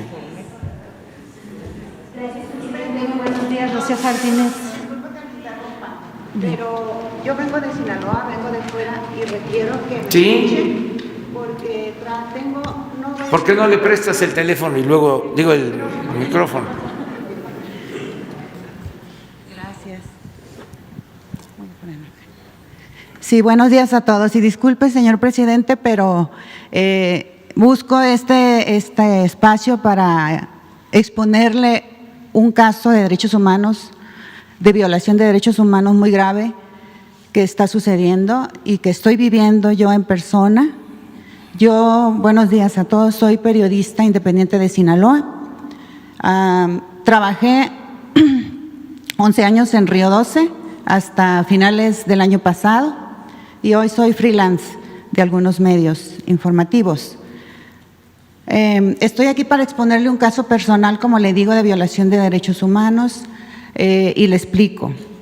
A mi hijo, Rafael, lo detuvieron de forma arbitraria hace ya 13 años, cuando tenía 20 años, mi hijo. Lo detuvieron, lo torturaron, policías del Estado de México, agentes federales y militares. Lo encarcelaron en una prisión federal por delincuencia organizada. Esto sucedió en 2008, cuando la guerra contra el narcotráfico estaba en su apogeo, cuando había esa coordinación interinstitucional que le llamaban entre los 3 niveles de gobierno para aprender a los supuestos delincuentes. Muchos sí, muchos no. A pesar de que él denunció la tortura en su momento, en 2008, no se investigó. Sí, al contrario. Se presentaron en el proceso un sinfín de trabas jurídicas, burocráticas, para alargar el juicio. Así que pasaron 4 años para que a él le dictaran sentencia y pasaron 8 años para que la Suprema Corte de Justicia de la Nación revisara su caso y ordenara, después de 8 años, que investigaran la tortura que él había denunciado. Sin embargo, el expediente regresa al juzgado federal y se detiene de nuevo. Lo más grave de todo esto ahora es que Rafael, mi hijo, ya cumplió su sentencia el 2 de marzo del 2018. Es decir, que hace casi 3 años que lo mantienen preso sin base legal, porque no hay justificación jurídica para que mantengan a una persona en prisión cuando ya cumplió su pena, su condena. Por toda esta situación, el Grupo de Trabajo de Detención Arbitraria del Comité de Derechos Humanos de la ONU conoció del caso de mi hijo, lo analizó y lo vieron en un tribunal en su sesión ordinaria en Suecia. Eso fue el año pasado, a principios, y emitió una resolución. Este tribunal internacional ordena al Estado mexicano que libere inmediatamente a Rafael y que se le reponga el daño ocasionado en todos estos 13 años. Sin embargo, no ha pasado nada, señor presidente. Yo he acudido, he enviado cartas, le envié una carta a usted explicándole toda la situación hace 2 años, envié carta a la Secretaría de Gobernación, al fiscal general, he tocado puertas que no se abren o he tocado puertas que se abren y dicen está bien, lo vamos a investigar y no pasa nada. Mi hijo ya debería estar libre hace 3 años. Debería estar él libre si hubiera renunciado a practicarse los exámenes médicos y psicológicos de acuerdo al protocolo de Estambul, como le llaman, para comprobar que fue torturado. Le han practicado ya 4 protocolos de Estambul, 4 exámenes médicos y 4 exámenes psicológicos. No pasa nada. Todos los dictámenes concluyen que él tiene secuelas físicas y psicológicas debido a las acciones de tortura a las que fue sujeto durante la detención. Hay 2 carpetas de investigación abiertas pero guardadas. Una en la Fiscalía General de la República y otra en la Fiscalía del Estado de México para investigar la tortura por parte de los agentes estatales y la de aquí por parte de los agentes federales y militares. Sin embargo, pues ahí están las carpetas abiertas. Y pues yo, señor presidente, vengo aquí como periodista, yo le digo, y yo estoy segura que en un principio la detención de mi hijo fue consigna por mi trabajo periodístico. A mí me han roto el corazón, 13 años he estado y hemos seguido todos los procedimientos de acuerdo a como se dice en la ley. Hemos seguido todas las reglas y procedimientos del sistema jurídico, del sistema penal. Pero el proceso no avanza, se estanca. Y lo más grave, como le digo, es que mi hijo ya debería estar libre. Debería estar libre hace 3 años si hubiera renunciado a hacerse esos exámenes. Y la ONU, y estoy de acuerdo con ella en la opinión que después, a estas alturas, después de 13 años, no quieren darle la libertad. No quieren, el sistema judicial no quiere aceptar que se equivocó, porque se equivocó. En mi caso y en muchos otros. Porque en todo este trajinar que han dado en los penales y viendo en los juzgados, he visto muchas personas como yo, muchas madres lastimadas por sus hijos en prisión. Y lo que sí le puedo decir, señor presidente, es que esa guerra contra el narcotráfico, esa política genocida, dejó muchas víctimas. Miles de muertos y desaparecidos, y eran jóvenes de 18, 20 a 25 años. Yo lo viví, lo digo, vivo en Sinaloa, pero eso fue en todo el país. Pero aparte de los muertos y desaparecidos, hay cientos de jóvenes igual, jóvenes de 18, 20, 25 años, presos, siendo inocentes.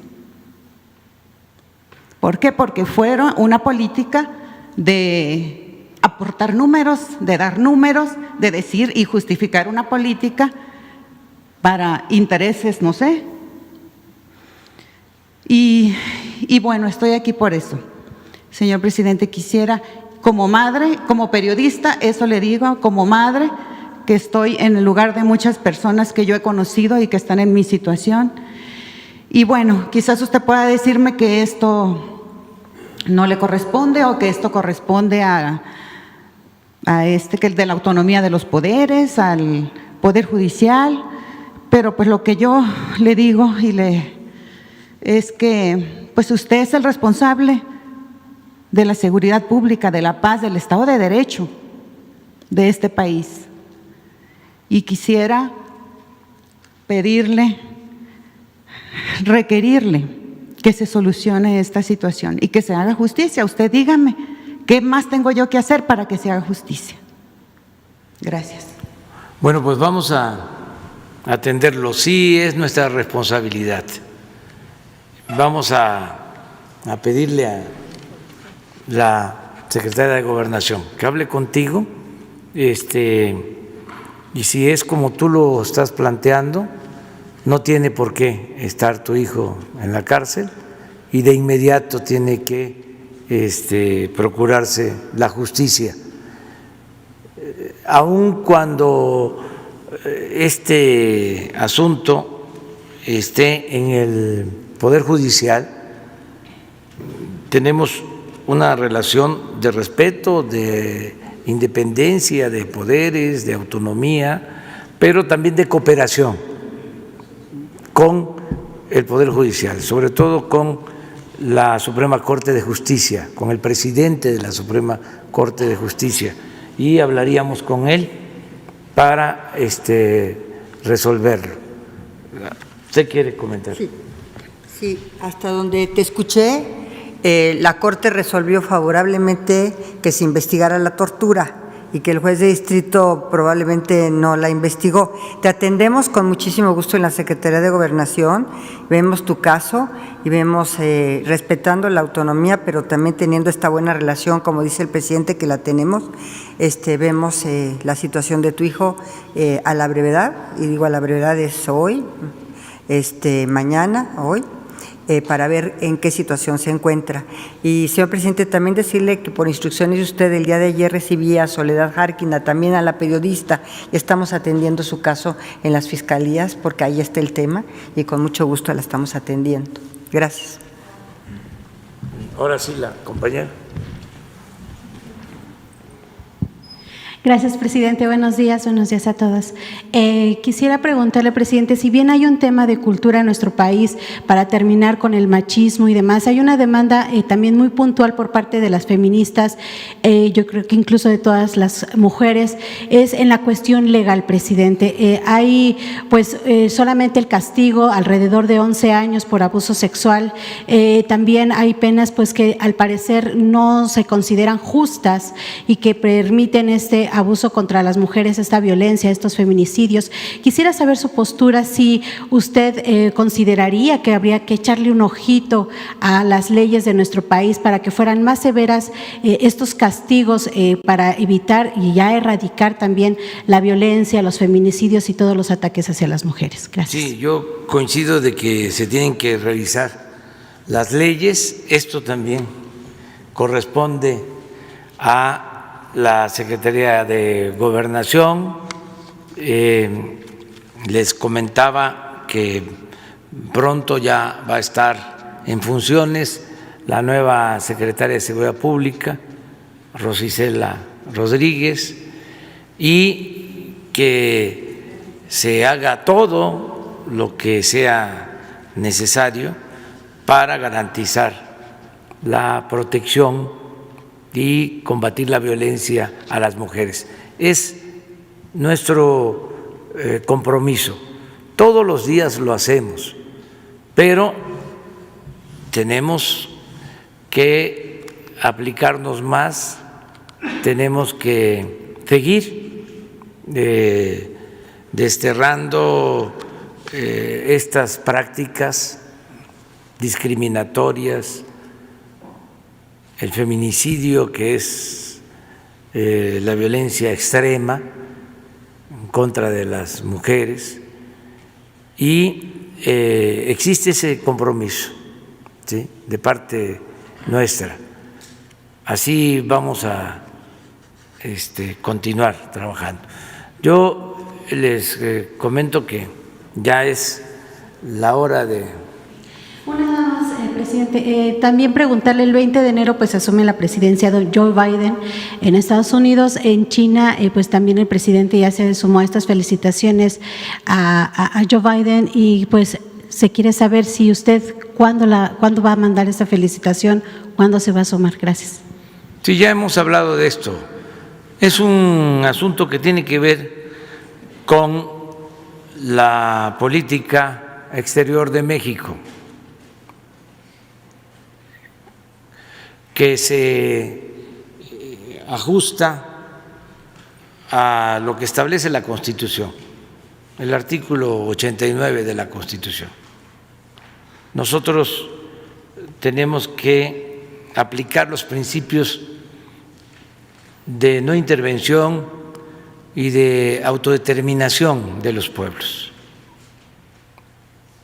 Esos dos principios, no intervención y autodeterminación de los pueblos, tienen su origen en la frase memorable del presidente Juárez de que entre las personas como entre las naciones el respeto al derecho ajeno es la paz. Entonces, no hay por qué adelantar tiempos. Cuando termine el proceso electoral en Estados Unidos, entonces nos vamos a pronunciar. No tenemos problema con ningún gobierno extranjero ni con ningún partido del extranjero. Lo que queremos es apegarnos, ceñirnos a la política de principios que se abandonó durante mucho tiempo en materia de relaciones internacionales. No estamos de acuerdo con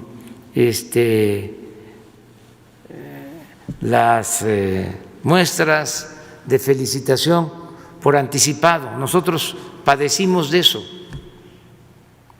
Nos hicieron fraude en una ocasión, en el 2006, y todavía no se terminaban de contar los votos. Estábamos pidiendo voto por voto, casilla por casilla, voto por voto, casilla por casilla. Y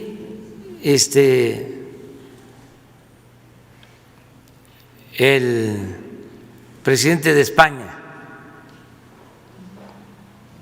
se pronuncia a favor del que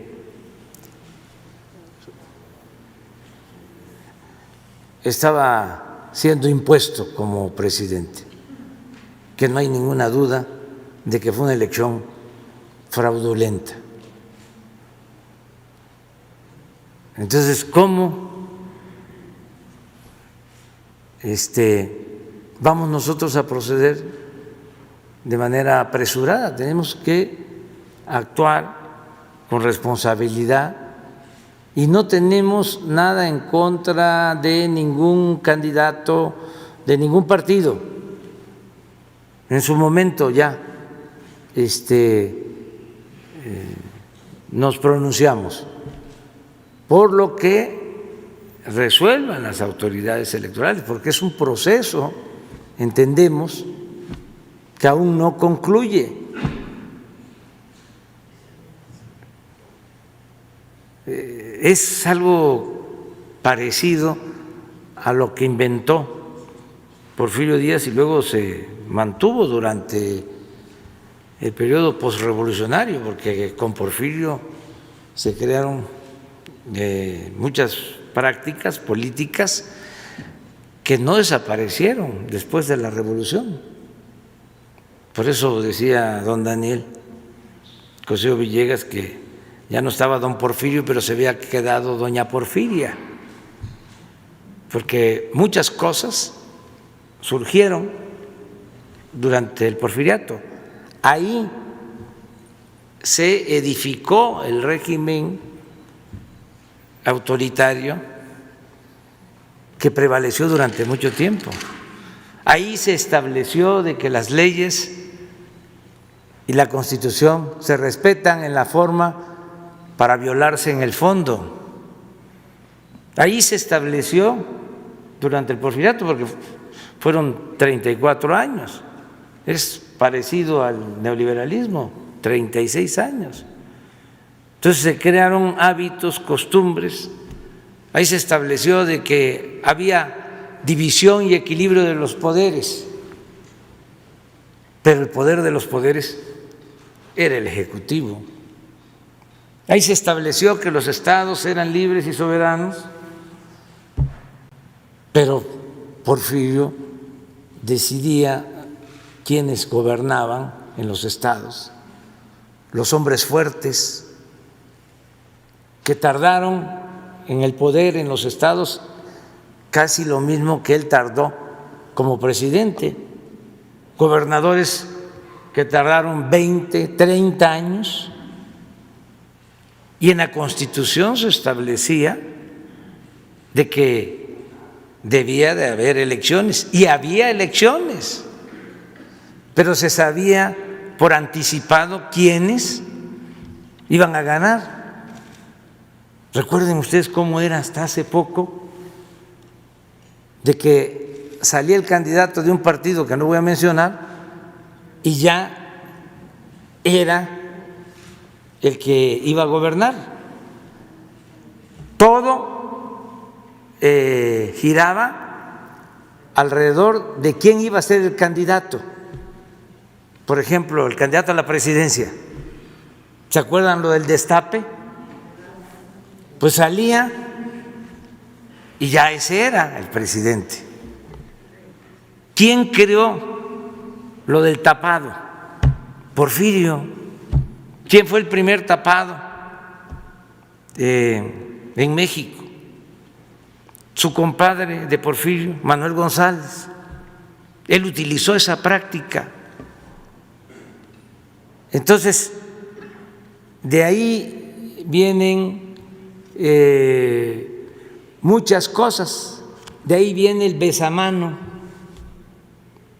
Bueno, de ahí viene la celebración del día 15 de septiembre, porque realmente el grito de independencia fue en la madrugada del 16, pero el 15 de septiembre es el cumpleaños, o era el cumpleaños de Porfirio.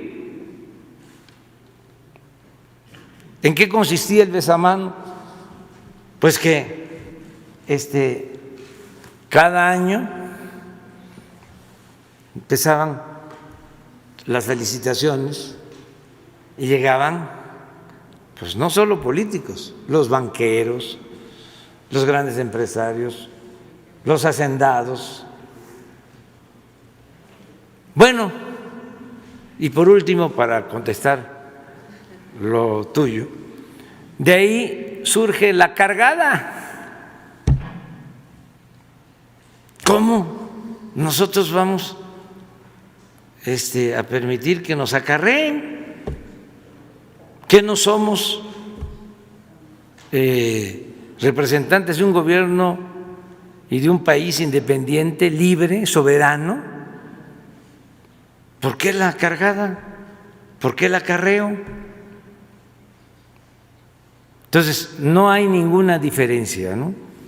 Estamos esperando que se resuelvan las cosas.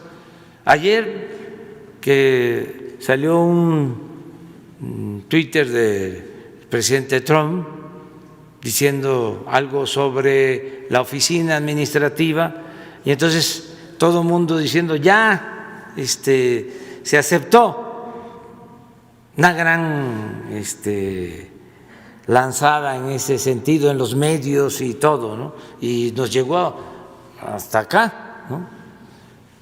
Bueno, pues si ya dijo el presidente Trump que esa oficina se hiciera cargo de la transición, pues ya no hay más que hacer. Entonces eso ayer en la mañana en la reunión de seguridad. Entonces mi opinión es, vamos a esperarnos. Estábamos terminando de la conferencia de ayer, cuando ya estaba un Twitter diciendo otra cosa. Entonces, ¿qué es lo mejor? Esperarnos. Y México va a mantener una política de cooperación con el gobierno de Estados Unidos y con todos los gobiernos. Y no tenemos nada que temer. Vamos a mantener esta política de respeto mutuo. No hay diferencias con nadie y hemos llevado una muy buena relación con el gobierno del presidente Trump